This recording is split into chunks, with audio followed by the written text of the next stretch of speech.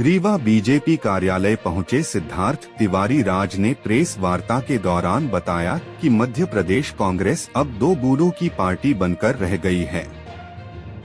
दलाली प्रथा चरम पर है, ऐसे में कांग्रेस पार्टी में रहकर कोई कार्य नहीं किया जा सकता। भारतीय जनता पार्टी आज सनातन धर्म की रक्षा के लिए सब कुछ निछावर करने को तैयार है। वह किसी लालच की वजह से नहीं, सिद्धांतों की वजह से पार्टी में शामिल हुए हैं।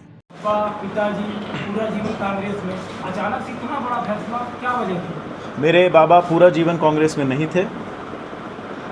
हमारे सांसद जी ने बड़ी एक सही बात कही और ये बात बिल्कुल सही है। मैंने स्वयं उनके मुंह से सुना है कि नेहरू जी को पहला काला झंडा मेरे बाबा ने ही दिखाया था।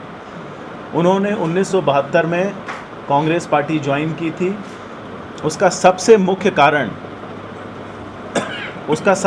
कारण ये था कि 1971 में भारत ने जो पाकिस्तान के दो टुकड़े किए थे, पाकिस्तान को हराया था, उससे प्रभावित होकर उन्होंने कांग्रेस ज्वाइन की थी।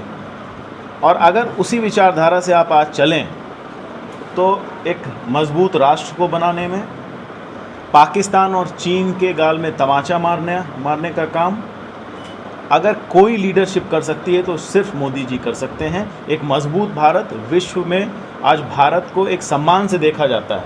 मेरे युवा साथी जो पूरे विश्व में काम कर रहे हैं, जब वो बोलते हैं और जब पूरे सम्मान के साथ और पूरे अभिमान के साथ वो भारत का नाम लेते हैं, भगवा पहनते हैं, तो मुझे गर्व होता है कि एक ऐसे लीडर की पार्टी मैंने ज्वाइन की है।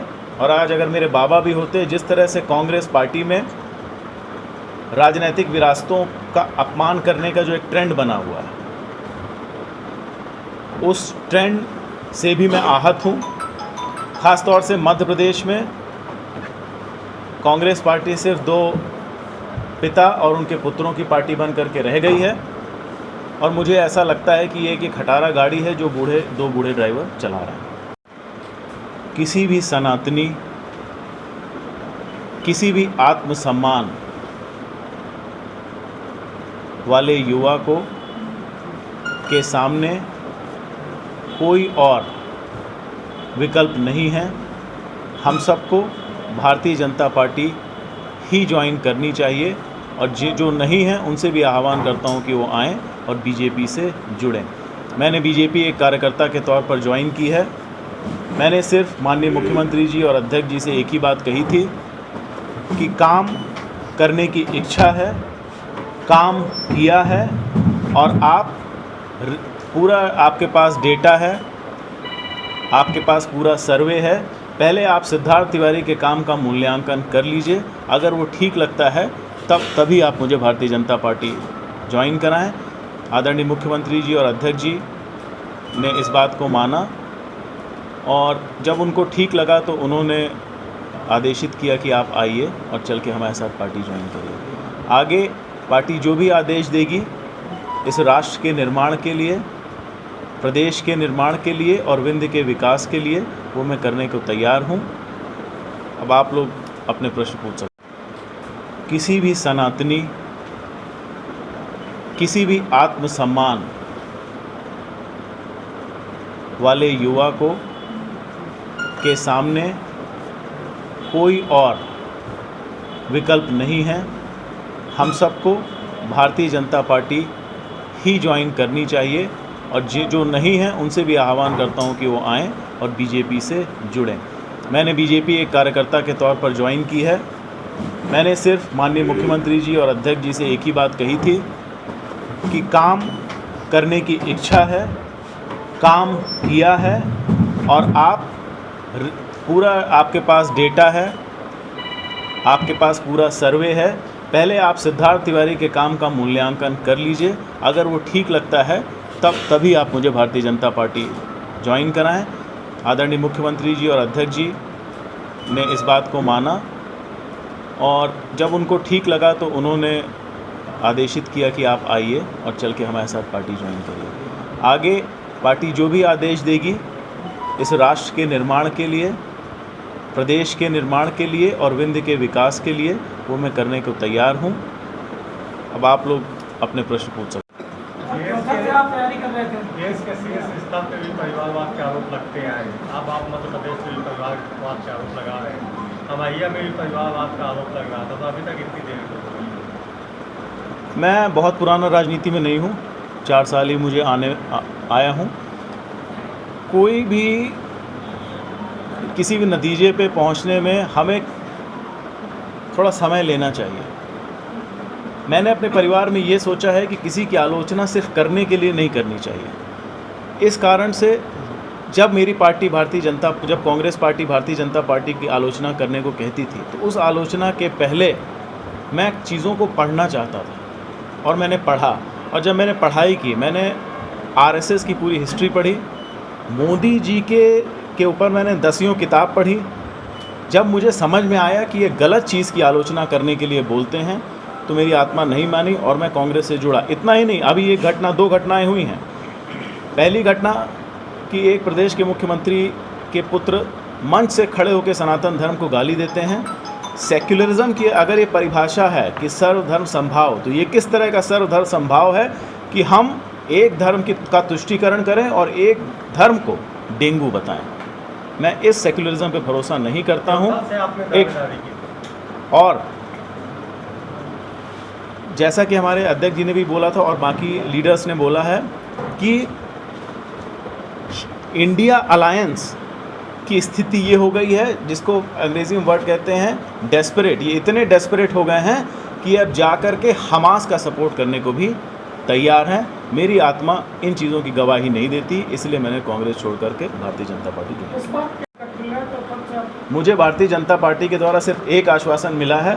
वो आश्वासन मिला है कि इस संस्था से जुड़ो और एक मजबूत राष्ट्र बनाओ, और मैं उसके लिए संकल्पित हूँ और उसके लिए काम करूँगा। चौथा विधानसभा क्षेत्र से आप अपनी पृष्ठभूमि बना रहे थे और कांग्रेस ने वहाँ से आपको सरकार दी, इसलिए आपने बात कर ऐसा कहा जाता है। एक खिसियौनी बिल्ली खम्बा नोचे वाली बात है। कांग्रेस से मैंने लोकसभा चुनाव लड़ा, अभी तक कोई टिकट नहीं मांगा मुझे। अब चूँकि आप ये बात कर रहे हैं इसीलिए कह रहा हूँ, मुझे कांग्रेस के वयोवृद्ध नेता प्रदेश के बुलाया, उन्होंने कई बार बुलाया, महासचिव के साथ के माध्यम से बुलाया कि दोनों बैठेंगे, घंटों बातें हुई, हर तरह के प्रलोभन दिए गए। बोले तुम्हें लोकसभा तो लड़ना ही है, इतना ही नहीं हमारी सरकार बनने वाली है, हम तुमको कैबिनेट का दर्जा देंगे। और जिस तरह के ठेकेदार लोग और प्रलोभन देते हैं उस तरह के प्रलोभन भी मुझे मिले। मैंने उनसे हाथ जोड़ा, मैंने कहा कि मुझे ये सारी चीज़ें नहीं चाहिए। अगर आप विंध्य प्रदेश की बात करना चाहते हैं, अगर आप युवाओं की बात करना चाहते हैं, अगर आप पार्टी में एक युवा की बात सुनना चाहते हैं, तो मैं आपके साथ रहूँगा। अगर नहीं, अगर ये युवा विरोधी पार्टी है, जो कि ये बन गई है प्रदेश में, क्योंकि ये सिर्फ 2 पिता और उनके पुत्रों की पार्टी है और यहाँ पर सिर्फ 2 ही युवा हैं, उनके लिए पार्टी काम कर रही है। बाकी सारे युवाओं को तुष्टीकरण हो रहा है, बाकी सारे युवाओं को हटाया जा रहा है। अध्यक्ष जी ने उसका मिसाल आपको कैबिनेट मिनिस्टरों के रूप में दे दी थी, किस तरह उनके साथ व्यवहार। हजारों समर्थक हैं सर। कविता पांडे जी ने फेसबुक सोशल मीडिया पे लिखा है कि महत्वपूर्ण जिम्मेदारियों से त्याग करती है। कोई भी राष्ट्रभक्त, कोई भी अपने सम्मान की रक्षा करने वाला व्यक्ति कांग्रेस पार्टी में नहीं रह सकता। आपने कमलनाथ के एक दलाल शब्द का उपयोग किया था कि एक दलाल रहता है उनके साथ, जो कई रहते हैं, पता नहीं आप किसकी बात कर रहे हैं। नहीं, आपने इंटरव्यू में कहा था कि एक निजी चैनल में कि एक दलाल व्यक्ति उनके साथ रहता है, जो उनकी सरकार में भी 15 महीनों के दौरान जो है खूब उपयोग हुआ है और स्पीकर बंटवारे में भी उसका बड़ा रोल है। कौन है वो दलाल? एक या दो दलालों की बात नहीं है, पूरे प्रदेश में और ख़ासतौर से विंध्य में कांग्रेस पार्टी और कमलनाथ जी को सिर्फ 2 तरह के लोग पसंद आते हैं, एक सामंत और दूसरे दलाल। आम आदमी की, मेहनत करने वाले आदमी की यहाँ पर कोई कीमत कांग्रेस पार्टी में नहीं है। कांग्रेस को आप छोड़ कर आए, क्या संदेश देंगे कांग्रेस को?